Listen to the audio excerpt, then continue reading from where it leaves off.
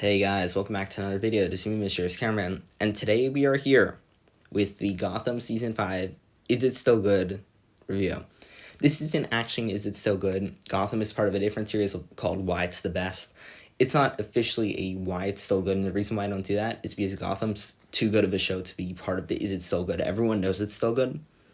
Now that I've finished the show for I think the sixth or seventh time, I don't even know, I can say with confidence this is one of the best CW shows.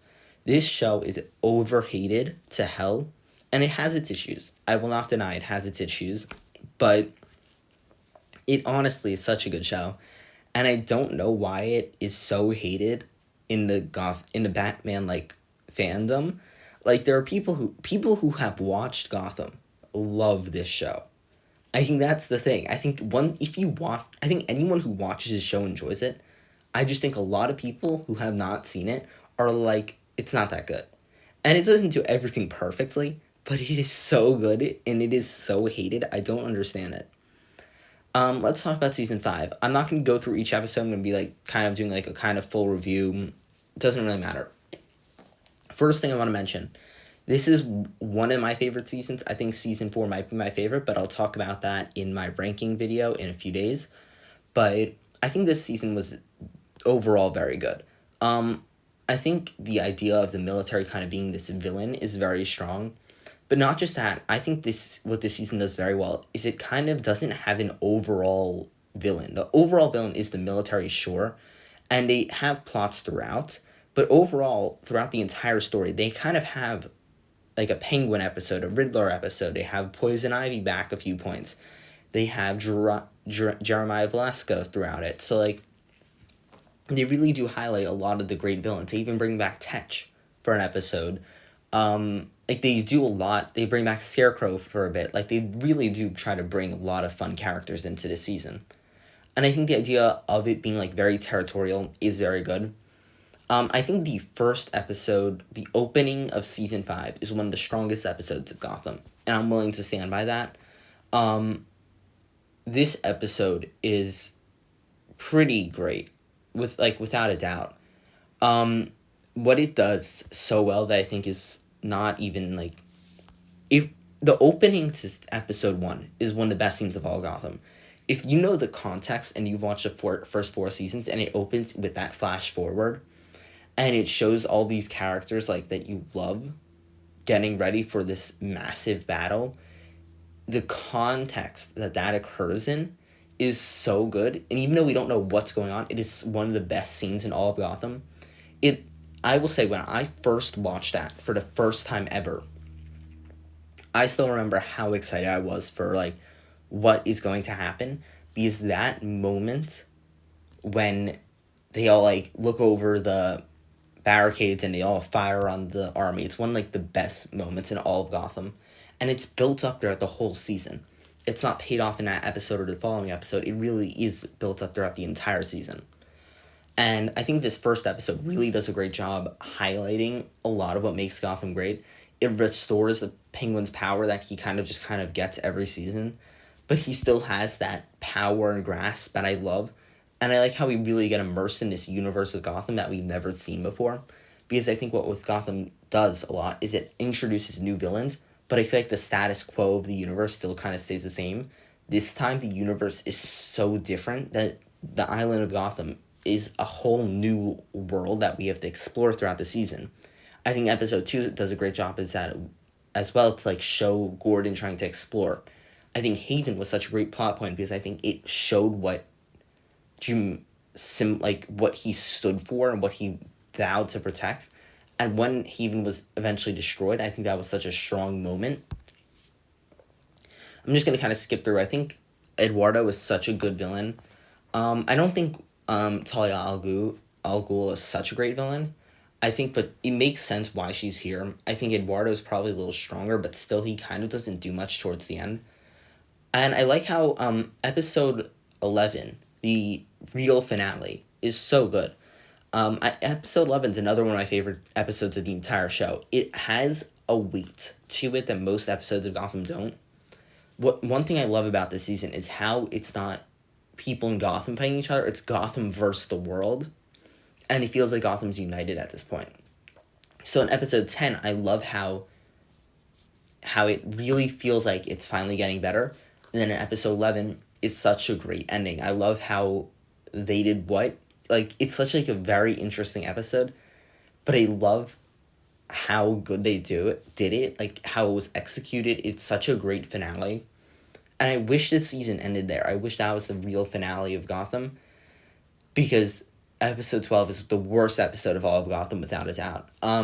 I will stand by that. Episode 12, season 5, episode 12, the series finale, the beginning, is by far the worst episode of all of Gotham. I don't think any episode compares to how bad it is. It really tries to do like one last classic Gotham episode. And I'll say, if this was the plot of like a normal Gotham episode, I think it would be very interesting actually. But it's like a full arc in 40 minutes while trying to do a lot of stuff to like give like one last normal episode to introduce Batman. But I think that's a very odd decision. I feel like the entire point of Gotham wasn't to introduce, like, it was to show the beginnings of Batman, sure. But I think what this season does is it does set up. I think when Bruce leaves Gotham, that's what's setting up Batman. I don't think we need to see Batman in the suit as the final shot of the show. And sure, we do. I just don't think it's done very well. I don't think the suit looks very good. I think the recasting of Selina isn't great. I think they don't make a lot of the characters look much older. And I don't think it matters much. I don't think having Riddler be a decent villain matters. I don't think Jim going back to the pier matters. Because I think, sure, Jim going back to the pier makes sense. But we don't see the 10 years. I think that's a huge point. We see that they lived through 10 years, which is why maybe the pier would make more sense. But once Jim saved Oswald's life, there was no time that we thought Jim was going to get killed by Oswald. Like, we never thought that was going to happen. So I think if 10 years passed and there was something that happened when Jim locked him up 6 months later, if something happened then sure, then that would be better. But we don't see those 10 years. We know they occurred, but I think some of the events that they're like, oh, this probably happened, we don't know that. So I think that's a very odd decision that they made. And I think that's just another weird thing that goes on in this episode. Because the beginning really does try to... The beginning, I'm referring to the episode name. It tries to do a lot of interesting stuff with the plot, and it kind of just fails at all points. I don't think any plot point's interesting. I just think it's a very odd decision to make that the series finale. Because it doesn't feel like a series finale. It feels like a season opener, almost. Or like a pretty crappy season opener. Like, I think they did what should have been the finale of Gotham. And if they did what wasn't going to be the finale, then maybe they did, like, instead of a 1 hour finale, they did an hour and a half episode. They did what? So, like, maybe the towers falling is the finale of one episode, then it kind of ends quickly in the next one. And then they have all the falling climax and stuff, and maybe they show some stuff with Barbara maybe a few years later. Maybe they show that stuff with Lee. But they don't need to show an entire plot line in an episode. It's like an epilogue episode, but like no show in the Arrowverse has ever done that. That's the thing. Like, even Arrow that does that, it shows the funeral. It doesn't show like an Arrow, like, weird future thing. Same with The Flash. The Flash doesn't do that. What's another show? DC Legends doesn't do something like that. I think this show kind of is like, let's do an epilogue once the story is done. But the story clearly isn't done. There's more crime in Gotham. So I just feel like they're like, oh, 10 years later, everything's better. But I don't know why we need to see 10 years later. Because sure, we're seeing Bruce return to Gotham, but because we're never going to see David, whatever his last name is, in the role of Bruce Wayne again, it doesn't pay off to anything. It's kind of just like, oh, look, we have a new Batman. Cool. But, like, why does a whole plot of him retiring matter to us? Like, Jim is still, like, to us, his plotline should have ended the 10 years prior in the war zone, not showing him his new life. But yeah, I just think that was a very odd decision. And I think throughout the season, it's pretty good. I think there's just not much to say. I really like how dark the season gets, how it is that not martial war, how it's like, I'm blanking on the word right now, the term, but it's like, I love how militarized the entire season is. I like how it is very, like, militia based almost, like how it is like every man for themselves. It's on this island, it's all territories. Like, I love how the territories are done. I think, especially when we start going through the territories, I think that's a very interesting plot. And I love how it really does feel like Gotham has lost hope, especially in the beginning of the season. And I think towards the end of the season, it kind of loses some of that. Like, I think the ammo issue kind of loses stuff towards the end of the season. But I really like how dark everything in this season really does get. And I like how everyone in Gotham doesn't feel like they're fighting each other so much. Like, I like how Penguin's more of is more of like a anti-hero than an antagonist in this, same with the Riddler.